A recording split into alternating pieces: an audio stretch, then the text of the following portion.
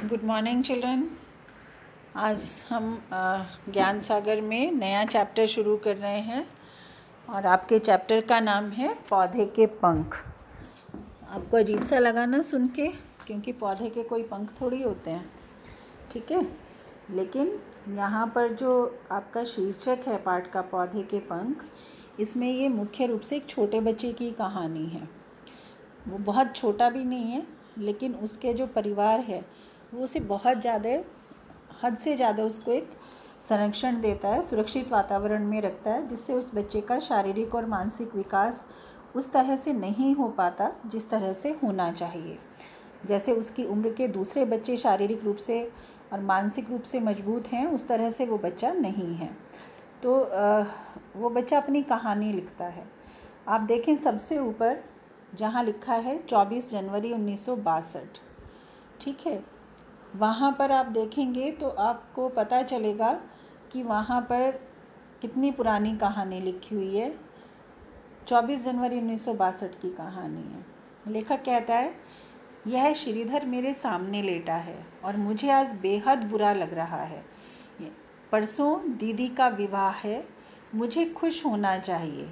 आज मेरी माँ की प्यारी सखी का लड़का श्रीधर मेरे पास आया है, मुझे खुश होना चाहिए। पिछले 10-12 दिनों से, जब से दीदी के विवाह की तैयारियां हो रही थी, मैं खुश ही तो था, पर आज मुझे एकाएक मतलब अचानक यह उदासी क्यों घेर रही है।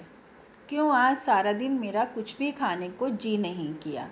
यानी क्या बता रहा है लेखक कि एक बच्चा है उसी की उम्र का, जिसका नाम है श्रीधर। वो कौन है? वो लेखक की माँ की सबसे प्यारी सहेली का बेटा है। क्यों वो उसके लेखक के घर आया है? क्योंकि लेखक की दीदी का विवाह है। और लेखक बहुत खुश था। जब तक श्रीधर उसके घर नहीं आया था, तब तक लेखक अपनी दीदी के विवाह की तैयारियों को लेकर बहुत खुश था। लेकिन जब से श्रीधर आया है, तब से लेखक का मन उदास है। उसका कुछ भी खाने तक को मन नहीं करता। दादी माँ ने कितनी बार खाने के लिए बुलाया, पर मैंने अनसुना कर दिया। मतलब उसकी दादी उसको बार बार बुलाती रही कि आके खाना खा लो, लेकिन उसने दादी की बात अनसुनी कर दी। हाँ, मैं अपनी दादी, माँ चाची, दादी माँ चाची, ताई, सबको ही कुछ भी कह देता हूँ। यानी जो उसके मन में आता है वो कुछ भी बोल देता है। वो इस बात का ध्यान नहीं रखता कि वो उससे बड़े हैं, उनके साथ उसका कैसा संबंध है। उसको उनके साथ बहुत सम्मान से बात करनी चाहिए। जो भी मन में आता है बोल देता है। फिर भी ताज्जुब है, मेरे माँ बाप मुझे कुछ क्यों नहीं कहते। उसको आश्चर्य होता है, क्योंकि वो अपनी तुलना दूसरे बच्चों के साथ करता है। वो जानता है कि देखता है कि जब दूसरे बच्चे अपने बड़ों के साथ कुछ अशिष्टता करते हैं, गलत व्यवहार करते हैं, तो उनके माता पिता उन्हें बहुत डांटते हैं, उनसे नाराज़ होते हैं कि उन्हें ऐसा व्यवहार नहीं करना चाहिए। लेकिन लेखक को आश्चर्य होता है कि उसकी किसी भी गलती पर, बदतमीज़ी पर भी उसके माता पिता उसे कुछ नहीं कहते। तो उसके मन में एक प्रश्न उठता है कि वो उसे क्यों नहीं रोकते गलत कार्य करने से, जबकि दयाल के माता पिता जरा सा अशिष्ट व्यवहार करने पर ही उसे कितनी डांट लगाते हैं। उसका एक मित्र है दयाल, वो यदि अपने से बड़ों के साथ जरा सा भी बदतमीज़ी करे, अशिष्ट व्यवहार करे, तो उसके माता पिता उसको बहुत बुरी तरह डांटते हैं। हाँ, तो मुझे आज सारे दिन बुरा लगता रहा है। कहीं मुझे श्रीधर से जलन तो नहीं हो रही। मुझे लगता है कि बात ऐसी ही है। यानी उसको लगता है कि उसे श्रीधर से जलन हो रही है, इसीलिए उसे पूरा दिन बुरा लगता रहा। रीता मौसी के साथ श्रीधर आया। रीता मौसी कौन है? श्रीधर की माँ, और लेखक की माँ की सबसे प्यारी सहेली, इसलिए वो उनको मौसी कहता है। तो आते ही मुझसे बोला, बॉल खेलोगे? मुझे बॉल खेलनी नहीं आती, मैंने साधारण ढंग से कहा था, क्योंकि लेखक के लिए ये कोई ऐसी आश्चर्य की बात नहीं थी कि उसको बॉल खेलनी नहीं आती। लेकिन वो न जाने क्यों बेहद ज़ोर से खिलखिलाकर हंस पड़ा था। यानी जब उसने कहा लेखक ने कि मुझे बॉल खेलनी नहीं आती, तो श्रीधर बहुत ज़ोर से खिलखिलाकर हंसा। क्यों हंसा? लेखक ने भी पूछा। मैंने पूछा, तुम क्यों हंसे? वह बोला, हंसने ही की तो बात है, एक मामूली सा खेल भी तुम नहीं खेल सकते। मैं क्या करता, सुनकर चुप रह गया था। यानी श्रीधर को ने एक तरीके से क्या किया था, लेखक का मजाक उड़ाया था कि बॉल खेलना तो बहुत छोटे छोटे बच्चे भी बैट बॉल खेलते हैं, और श्रीधर जो है वो उसको बहुत अजीब लगा कि 10-12 साल का लड़का जो है उसको बॉल खेलनी नहीं आती है। सचमुच मुझे कुछ खेलना नहीं आता। दादी माँ, माँ और ताई कोई भी तो मुझे खेलने नहीं देती, हमेशा कहती हैं हाथ पैर टूट गए तो। यानी उसको इतना ज़्यादा वो लाड प्यार में रखते हैं, उसको भागने नहीं देते कि गिर जाएगा चोट लग जाएगी, उसको खेलने नहीं देते कि अगर चोट लग गई, हड्डी टूट गई क्या होगा, हाथ पैर टूट जाएगा। तो इसलिए वो बेचारा जो है वो हमेशा डरा सहमा रहता है, जोर से भागता नहीं है, और इसलिए क्या है वो शारीरिक रूप से भी कमज़ोर है। मुझे उनका ऐसा कहना अभी तक बुरा नहीं लगता था, पर आज श्रीधर के सामने अपनी मजबूरी और अनाड़ीपन को देखकर मुझे अपने पर क्रोध आ रहा है। अभी तक जब भी उसकी दादी या माँ या चाची या ताई ऐसा कहते थे उसको कि नहीं दौड़ना नहीं है, गिर जाओगे, खेलना नहीं है, उसको बुरा नहीं लगता था, क्योंकि उसके सामने तुलना करने के लिए उसके सामने कोई दूसरा नहीं था। लेकिन जब आज उसने देखा कि श्रीधर उसी की उम्र का है, लेकिन उससे बहुत ज़्यादा बेहतर है शारीरिक रूप से भी और मानसिक रूप से भी, तो अब उसे उन लोगों की जो टोकना है, उन लोगों का मना करना है, अपने परिवार के लोगों का, वो बुरा लग रहा है। उसे अपने ऊपर भी क्रोध आ रहा है, अपने पे भी गुस्सा आ रहा है।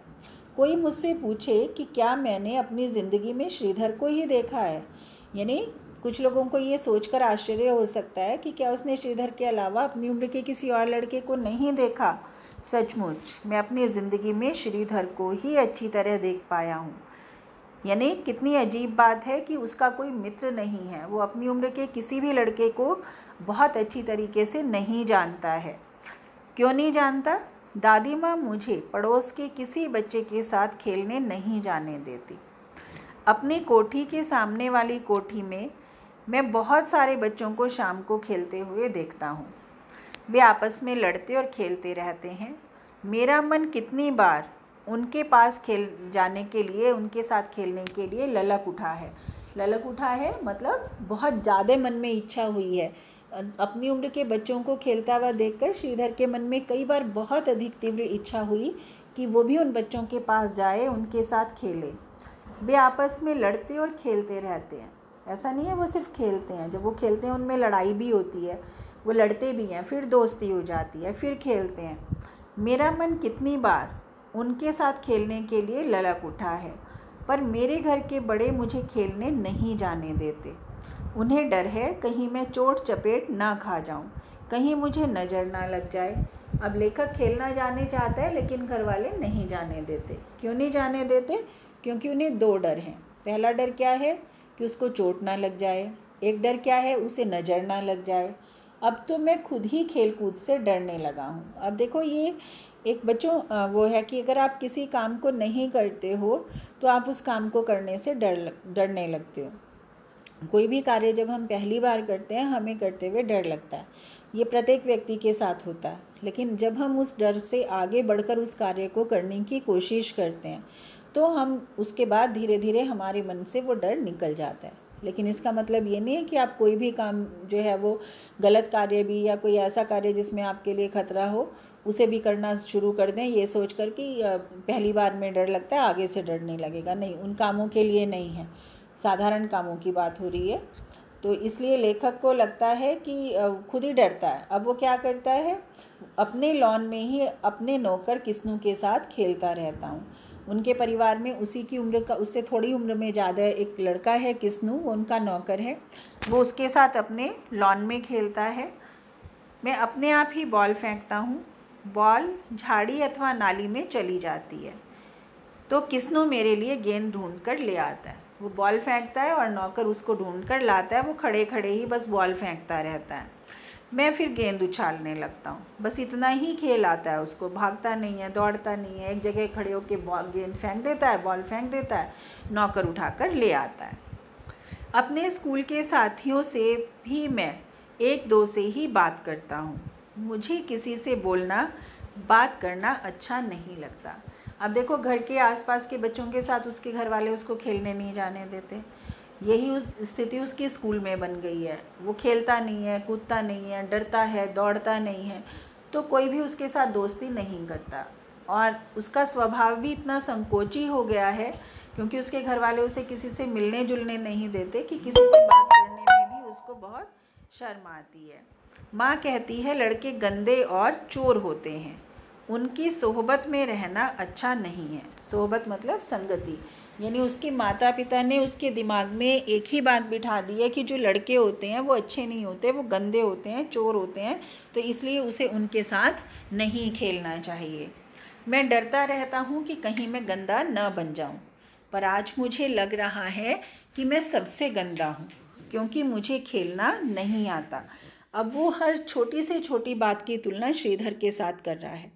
उसको लग रहा है सबसे गंदा तो वही है, उसको तो खेलना भी नहीं आता है। स्कूल में भी मैं कमज़ोर और बीमार लड़का माना जाता हूँ, खेलों में भी मैं कम भाग लेता हूँ।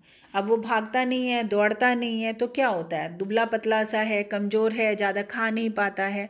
क्योंकि बच्चों, हमारे लिए खेलना कूदना, विशेष रूप से उस आयु में जब हमारी एज बढ़ रही होती है धीरे धीरे, तो बहुत आवश्यक होता है। बड़े लोगों के लिए भी इसीलिए व्यायाम आवश्यक होता है। यदि हम शारीरिक कार्य नहीं करते हैं तो हमारा शरीर धीरे धीरे बेकार हो जाता है, क्योंकि हमारा शरीर एक मशीन की तरह होता है। जैसे एक मशीन को यदि आप प्रयोग नहीं करेंगे लंबे समय तक, तो क्या होगा, उसके पुर्जे खराब हो जाएंगे, उसमें जंग लग जाएगा। यही स्थिति हमारे शरीर की है। यदि हम परिश्रम नहीं करेंगे, शारीरिक परिश्रम नहीं करेंगे, तो वो कैसे करेंगे, आउटडोर गेम्स खेल के, इंडोर नहीं कि घर में बैठ के खेल रहे हैं। तो अब लेखक जो है वो कमज़ोर और बीमार लड़का क्यों है, क्योंकि वो खेलता कूदता नहीं है, भागता दौड़ता नहीं है, खेलों में भी बहुत कम हिस्सा लेता है। पर आज श्रीधर को देख रहा हूँ तो मुझे अपने पर ही न जाने क्यों झुंझलाहट आ रही है। श्रीधर ने आज मुझसे कहा था, चलो हमें अपना शहर घुमा लाओ। मैं सहमी सहमी निगाहों से माँ उसे देख रहा था, यानी वो डरा हुआ देख रहा था कि उसे लग रहा था श्रीधर ने कितनी बड़ी बात कह दी, वो अपने शहर में श्रीधर को कैसे घुमाने ले जा सकता है। श्रीधर की माँ ने मेरी माँ से कहा, यानी श्रीधर की माँ ने भी कहा लेखक की माँ से कि इन्हें भेज दो, और ये जो है लेखक जो है वो श्रीधर को शहर दिखा देगा। तो माँ ने अपने कानों पर हाथ रख कर कहा था, तुम सचमुच आज मेरी शामत बुलवाओगी, यानी मेरी तो आफत आ जाएगी। इसकी दादी माँ और इसके पिताजी तो कभी इसे अकेले घर से भी बाहर पैर नहीं रखने देते।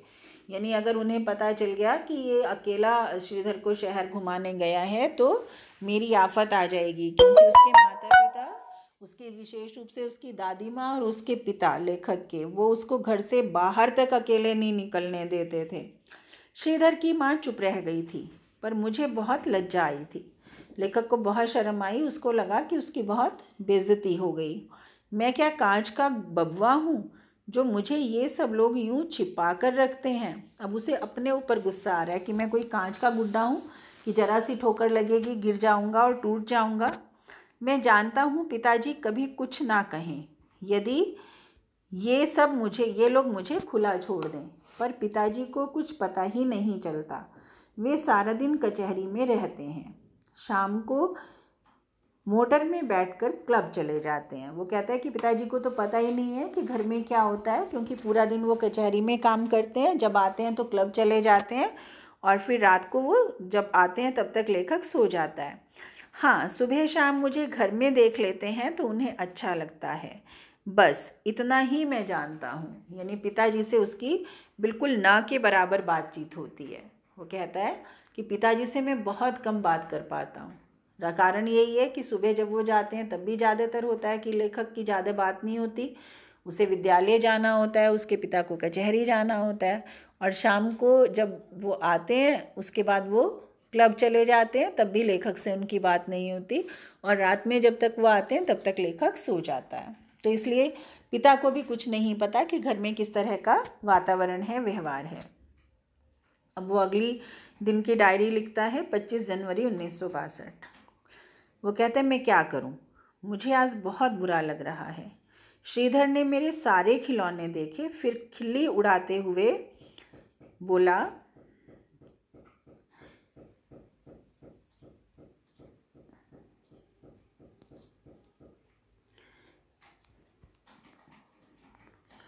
यहाँ उसके बाद उसने उसकी खिल्ली उड़ानी शुरू कर दी। श्रीधर ने सारे खिलौने देखे और उसकी खिल्ली उड़ानी, यानी खिल्ली उड़ाना मतलब मजाक उड़ाना शुरू कर दिया, क्योंकि उसके पास जो खिलौने थे वो कैसे थे, जैसे छोटे बच्चों के खेलने के खिलौने होते हैं। वो बड़े बच्चे जो खेलते हैं, उसकी आयु के जो बच्चे खेलते हैं, उस तरह के खिलौने उसके पास नहीं थे। तो श्रीधर ने उसकी बहुत हंसी उड़ाई कि क्या वो छोटे छोटे बच्चों जैसे खिलौनों से खेलता है। और ये उसका जो व्यवहार था श्रीधर का, उससे लेखक के मन को बहुत दुख पहुंचा और उसके मन में जो है वो अपने को लेकर बहुत क्रोध आया। उसे दूसरे लोगों पे क्रोध नहीं आया, उसको अपने ऊपर क्रोध आया कि वो इतना कमज़ोर और इतना दब्बू है कि आज श्रीधर जो है उसके घर में आकर ही उसकी हंसी उड़ा रहा है। तो यहाँ तक आपको बच्चों अच्छे से समझ में आ गया होगा। अब इसके बाद का जो आपका चैप्टर है वो हम कल कंप्लीट करेंगे। जो थोड़ा सा हमारा रह गया है, ज़्यादा नहीं है, वो नेक्स्ट पीरियड में कंप्लीट करेंगे और उसमें जो शॉर्ट क्वेश्चंस हैं उनको भी हम डिस्कस करेंगे। ठीक है बच्चों।